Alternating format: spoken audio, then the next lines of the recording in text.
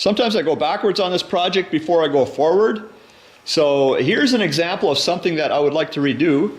So these two pieces are not in alignment with each other. So here's a piece of DOM tubing. So this piece of DOM tubing won't be part of the machine when it's finished, but it can help show that these two pieces are not in alignment with each other. Okay, so I've got that in there. So these are temporary pieces. So what I did is I put them in place and then clamped this together and then welded these on, and so they get removed later. So this tubing is not square to this plate. I'll try and show it. So I've got a square here.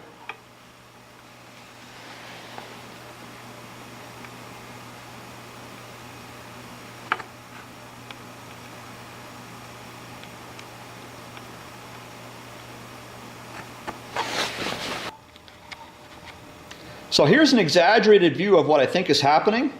So if this is one of the plates and this is the other one, and these openings are the bores, I think those bores look sort of like that.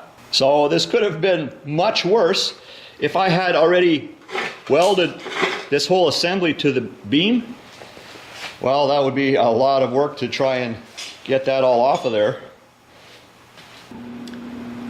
So to cut those welds, I'd like to use this tool here. Got the cutting disc on right now. And I like to do cutting like this outside to try and keep the mess and the sparks out of the shop. And plus it's better air to breathe out there as well with the dust and stuff that comes off of the, cutting process.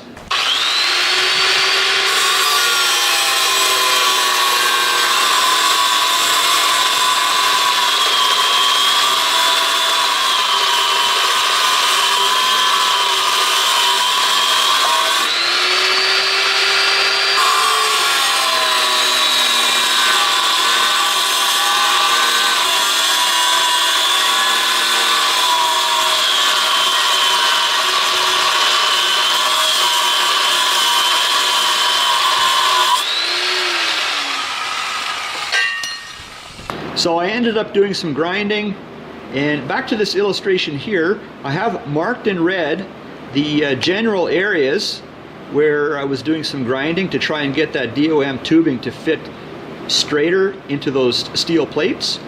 And I think I'll stop with the way it is now, so it's not too loose.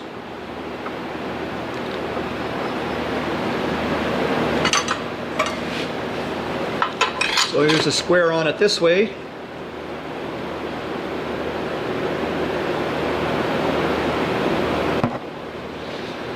And this way.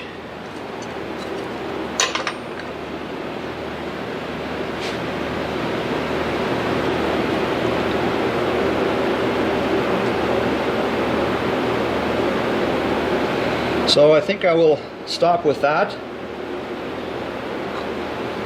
So I think at this point these temporary pieces are okay to be spot welded into place again.